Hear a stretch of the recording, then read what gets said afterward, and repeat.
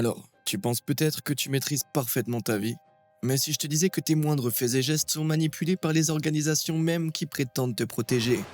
Des plus sournoises et subtiles aux plus audacieuses, voici quelques-unes des méthodes les plus effrayantes utilisées par les gouvernements pour contrôler ton comportement.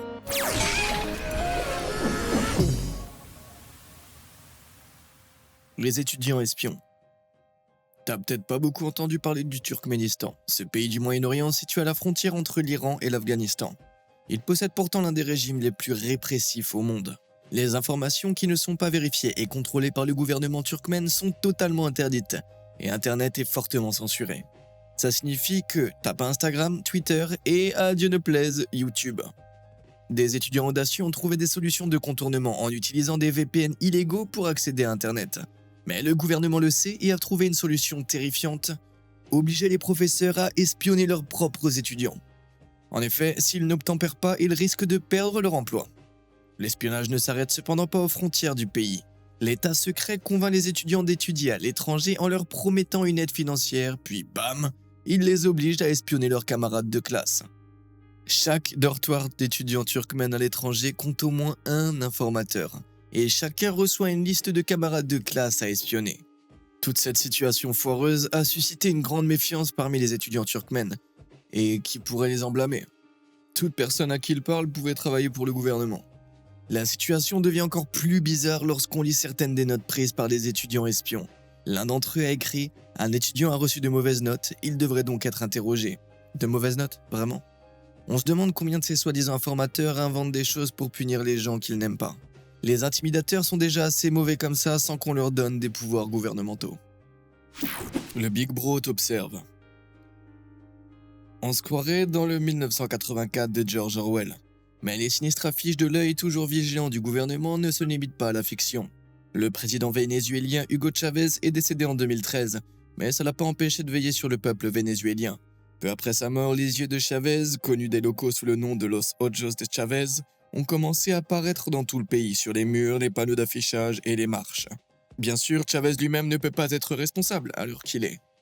Il est peut-être surprenant de constater qu'elles sont l'œuvre de son successeur, Nicolás Maduro, qui a opté pour le motif lors de sa campagne électorale de 2013. Chavez était un dirigeant populaire et il avait maintenu un peuple historiquement rebelle relativement tranquille. Maduro a prétendu qu'en protégeant cette image, il montrait qu'il partageait des idéaux de Chavez. Mais la vérité est bien plus sinistre. Le véritable objectif des yeux était de maintenir la population du pays dans l'obéissance et la peur. Une paire d'yeux et beaucoup de pouvoir. Des chercheurs de l'université de Newcastle au Royaume-Uni ont placé 2 affiches différentes dans un restaurant pour rappeler aux gens de jeter leurs déchets. Un jour, les affiches étaient ornées de fleurs et le lendemain, une paire d'yeux fixes. Le jour où les gens étaient soumis aux yeux fixes, ils ont été 2 fois plus enclins à faire ce que les affiches disaient. Alors la prochaine fois que vous voudrez que quelqu'un fasse quelque chose pour vous, essayez de le regarder fixement jusqu'à ce qu'il se soumette. Il n'y a aucune chance que ça se retourne contre vous, n'est-ce pas? Et en parlant de regarder des choses, si vous aimez regarder ma chaîne, vous devriez vraiment appuyer sur les boutons j'aime et s'abonner. Ainsi, vous ne manquerez aucune de mes nouvelles vidéos. Allez-y, vous ne le regretterez pas. Allons, quel est le suivant? Un crédit social effrayant. Les notes de crédit sont très répandues dans le monde entier. Si vous payez vos factures à temps et que vous payez vos impôts, votre cote de crédit augmente et les banques sont plus disposées à vous prêter de l'argent. Ça semble juste. Le système chinois de crédit social est toutefois beaucoup plus invasif. Et un mauvais score affecte chaque aspect de votre vie. De plus, tout ce qui a de l'affichage sur les médias sociaux à l'achat d'un trop grand nombre de jeux vidéo peut faire baisser votre score. Je me retrouverai en prison en un rien de temps. Rien qu'en 2018, 5,5 millions de citoyens chinois ont été interdits de train en raison de leur score. Mais même si vous avez un bon score, ce n'est pas une garantie que vous ne serez pas puni. Un étudiant malchanceux a été suspendu de l'université à cause du mauvais comportement de son père. Ouais, punir un fils pour les actes de son père, c'est une erreur, mais vous pouvez être sûr que ça garantit le respect et la loi. En parlant de famille, votre score de crédit social peut également chuter si vous ne rendez pas visite à vos parents assez souvent. En effet, la culture chinoise est ancrée dans le confucianisme, la croyance fondamentale selon laquelle les parents ne peuvent pas faire de mal. Peu importe que ta mère soit si mauvaise que le diable lui ait vendu son âme, tu dois quand même lui rendre visite. Et ne pense pas que l'envoi de ton frère fonctionnera. Les caméras de reconnaissance faciale sont omniprésentes, à tel point que l'État affirme qu'il peut trouver ton emplacement exact en seulement 7 minutes. J'ai déjà entendu parler de l'État nounou, mais là c'est plutôt l'État de la mère autoritaire. L'espion des cactus. Si vous avez la malchance de vous perdre dans le désert et d'avoir l'impression que les cactus vous observent, ce n'est peut-être pas seulement à cause de la déshydratation. À Paradise Valley, en Arizona, les cactus vous observent vraiment. En 2015, le gouvernement a construit des répliques métalliques géantes des plantes et y a installé des caméras secrètes conçues pour lire sournoisement les plaques d'immatriculation des véhicules. Ouais.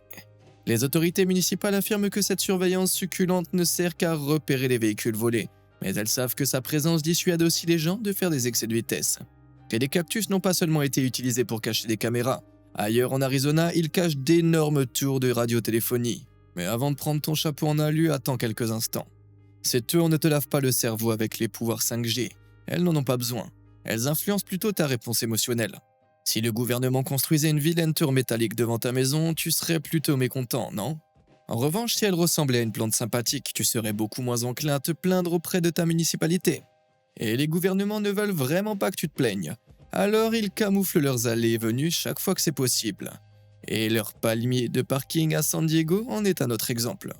Je suis pas très sûr de cette tour, elle ressemble plus à une brosse à chiottes géante qu'à un arbre. Est-ce qu'ils font vraiment semblant de croire que c'est le cas? Jolie prison rose.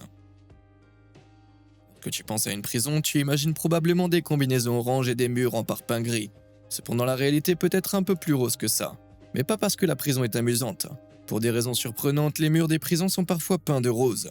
En 1979, le psychologue Alexander Schoss a émis une théorie farfelue. La couleur rose rendrait faible.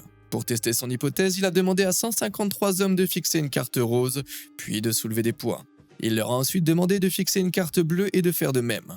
Étonnamment, Schoss a constaté que plus de 98% des hommes étaient nettement plus faibles après avoir vu la carte rose.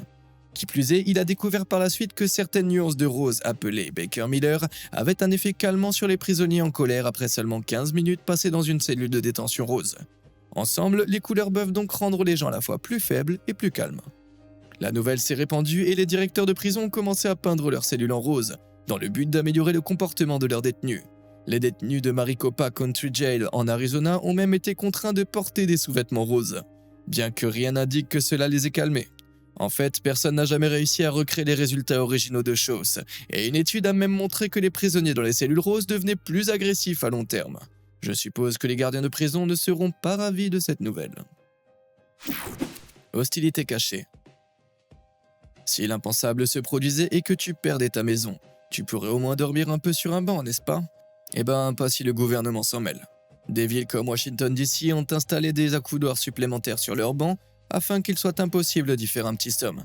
C'est ce qu'on appelle l'architecture hostile. Et les gouvernements du monde entier y ont recours pour empêcher des groupes qu'ils considèrent comme indésirables d'être vus par le public, comme les sans-abri. Par exemple, le banc situé à l'extérieur des Royal Courts of Justice de Londres est particulièrement infâme dans sa conception. Certes, la pierre est solide et c'est une bonne idée pour protéger les piétons des véhicules. Mais est-ce que tu vois ces fines bandes de métal? Elles ne sont là que pour empêcher les gens de s'allonger.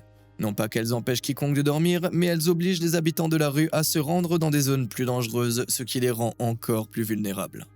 Et les architectes adorent faire preuve de créativité pour déplacer les gens. Qu'il s'agisse de sièges triés, ou de pas de sièges du tout, ces bancs sont barbares, et les gens sont à juste titre indignés que leur ville les installe.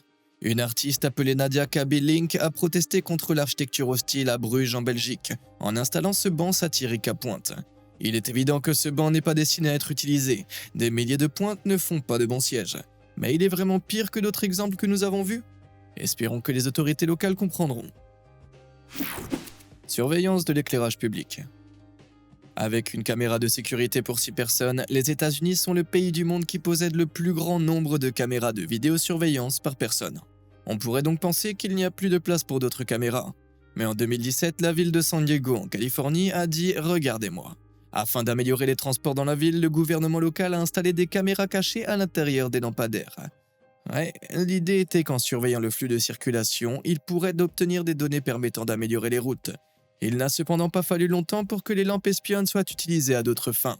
La police a rapidement compris qu'elles étaient parfaites pour la surveillance et en août 2020, elle avait mis sur écoute plus de 400 caméras cachées.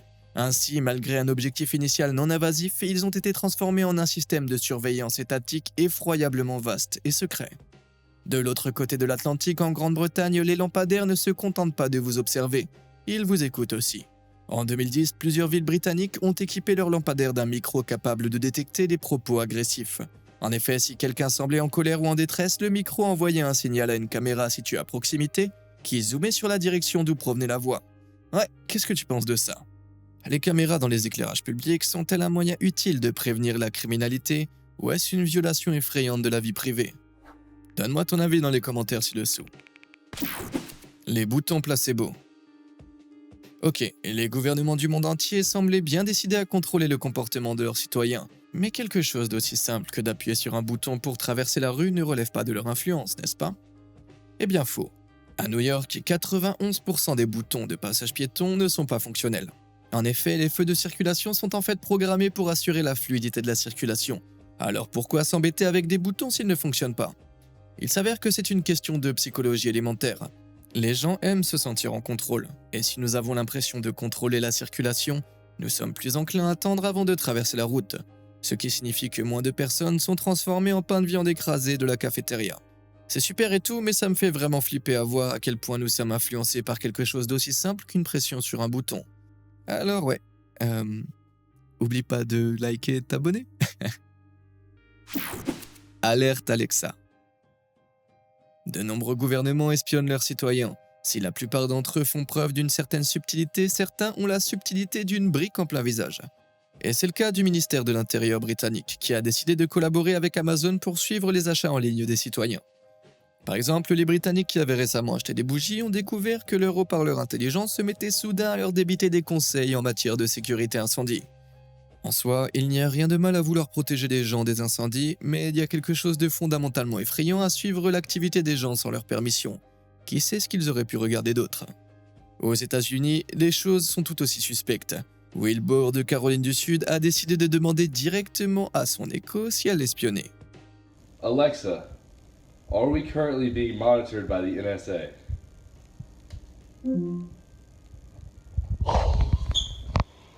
La NSA est l'agence de sécurité nationale américaine, et il est donc très inquiétant qu'Alexa ait refusé de leur répondre. Amazon affirme qu'il ne s'agit que d'un pépin, mais si vous avez encore des doutes, j'ai la solution qu'il vous faut. La tête désincarnée du dénonciateur de la NASA, Edward Snowden. Ne vous inquiétez pas, ce n'est pas vraiment sa tête, mais il s'agit d'une élégante housse qui bloque le microphone Alexa, l'empêchant ainsi de vous espionner. Oh, désolé, ce que j'ai dit élégant? Je voulais dire tout à fait traumatisant et terrifiant. Fausse bouche à incendie. À New York, vous pouvez être condamné à une amende de 115 $ pour avoir stationné près d'une bouche à incendie. Après tout, elles sont là pour sauver des vies, pas pour vous faire gagner une place de parking de choix. Mais est-ce que vous saviez qu'un grand nombre de ces bouches d'incendie ne fonctionnent même pas et que pendant 15 ans, le gouvernement a continué de faire payer les gens qui se garaient devant elles? Au début du XXe siècle, les immeubles de la grosse pomme devenaient de plus en plus hauts, ce qui signifiait que les bouches à incendie devaient être plus puissantes pour atteindre les étages supérieurs. En 1904, le gouvernement a donc installé un nouveau système de bouches à incendie à haute pression connu sous le nom de Stubbies. Ce système a fonctionné pendant un certain temps, mais après quelques décennies, les bouches d'incendie plus modernes ont été installées, rendant les Stubbies obsolètes. Bien qu'ils aient été mis hors service, les Stubbies de 600 livres sont restés fermement en place pendant de nombreuses années. Je veux dire, c'est 100 livres de plus que ce qu'Arnie pouvait mettre sur le banc à son apogée. Plutôt que de désespérer devant cet espace perdu, le conseil municipal de New York a vu des signes de dollars et a continué à infliger des amendes aux personnes qui se garaient à côté. Plus de fourbe, non? Ces bornes n'étaient là que pour vous soutirer de l'argent durement gagné. Aujourd'hui, la plupart des fausses bouches à incendie ont été retirées, mais il en reste encore quelques-unes. Il existe cependant un moyen infaillible de savoir si l'une d'elles fonctionne ou non. Garez-vous devant cette dernière. Si elle est réelle et qu'un incendie se déclare, voilà ce qui se passera.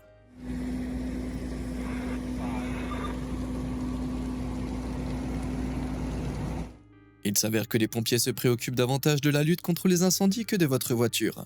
Et je pense que l'assurance de ce type ne le couvrira pas cette fois-ci. Un peu d'intimité, s'il vous plaît. Rien n'évoque mieux l'Amérique que la tarte aux pommes, les barbecues du 4 juillet et l'espace d'un demi-pouce dans les cabines des toilettes afin de pouvoir établir un contact visuel gênant avec les gens. Attendez quoi? C'est vrai. Les cabines de toilettes américaines sont bien plus exposées que celles des autres pays, et tout cela pour que les gens fassent la queue. Il paraît que la pression exercée par les pairs lorsqu'ils sont observés incite les gens à mieux se comporter.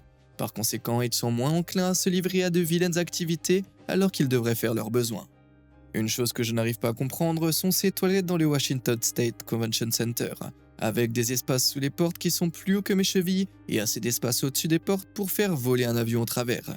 Il n'y a aucune intimité depuis le hall des toilettes. Et c'est encore pire, regardez cet énorme jour entre chaque cabine. Ouais, j'ai entendu parler de l'amour envers son prochain, etc. Mais si c'est à ça que ça ressemble, alors je passe mon tour. Terminator minuscule.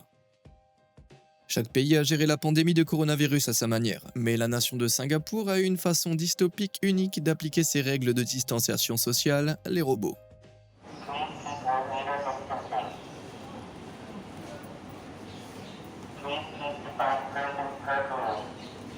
Ok, ce n'est pas tout à fait le Terminator, mais ce type est tout de même un signe effrayant de l'application de la loi par le gouvernement.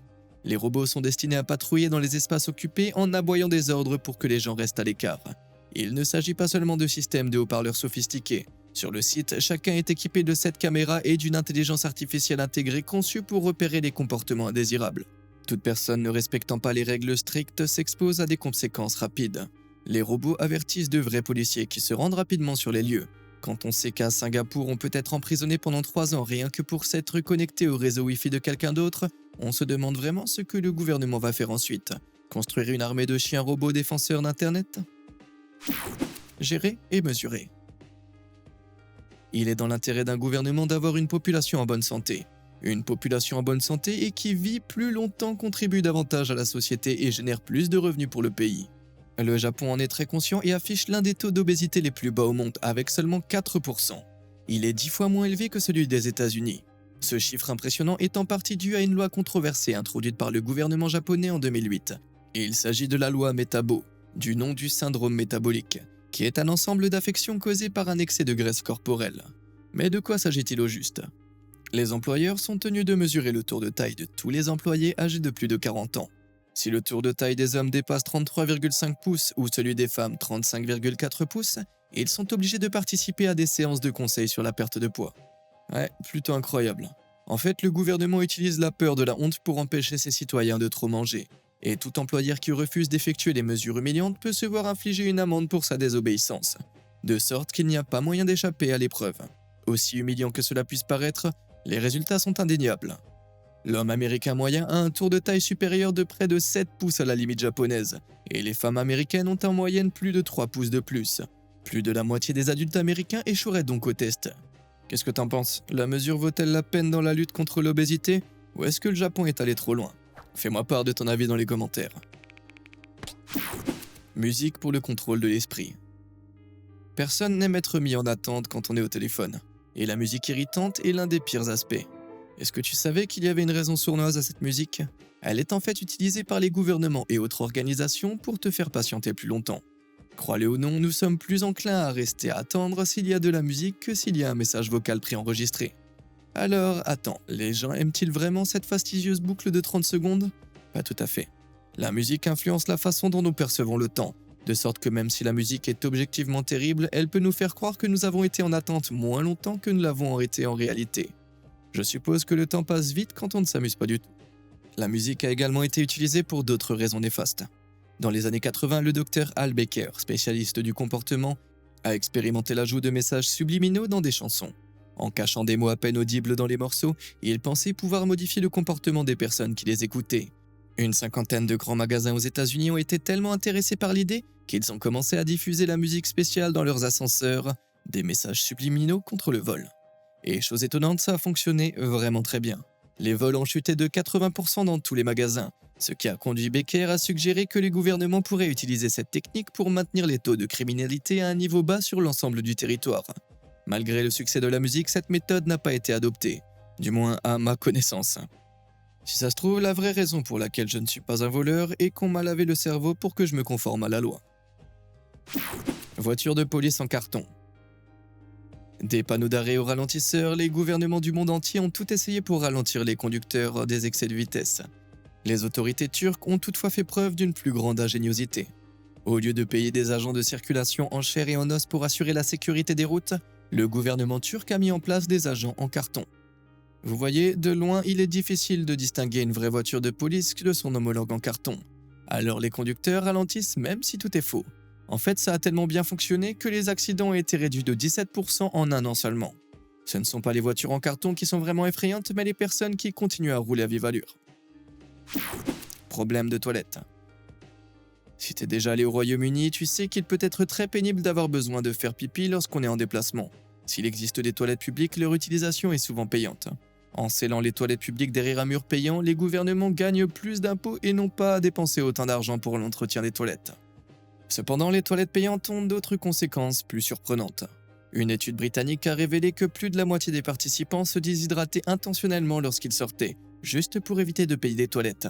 Et 20% d'entre eux évitaient même de sortir de chez eux.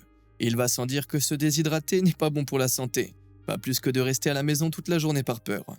Remontez le temps jusqu'au milieu du 19e siècle en Grande-Bretagne, les choses étaient bien différentes. Il y avait des toilettes publiques gratuites partout si vous étiez un homme, mais si vous étiez une femme, pas de chance, il n'y en avait pas du tout. Pour encore renforcer le déséquilibre homme-femme, le gouvernement n'a construit des toilettes publiques que pour les hommes. Les femmes ne pouvaient donc s'éloigner de chez elles que dans la mesure où leur vessie leur permettait, ce qui les confinait à la vie domestique. Ce n'est que dans les années 1880 que les femmes ont obtenu les droits fondamentaux de faire pipi en dehors de chez elles. Et encore, c'était uniquement pour qu'elles passent plus de temps à faire du shopping. Ouais, si vous étiez une femme dans Londres de l'époque victorienne, vous aviez des gros problèmes. Voilà, c'est à peu près toutes les formes effrayantes de contrôle gouvernemental que je peux supporter pour aujourd'hui. Est-ce que t'avais déjà remarqué l'une d'entre elles? Est-ce que t'en connais d'autres? Dis-le moi dans les commentaires ci-dessous. Comme d'habitude et jusqu'à la prochaine fois, merci de nous avoir suivis.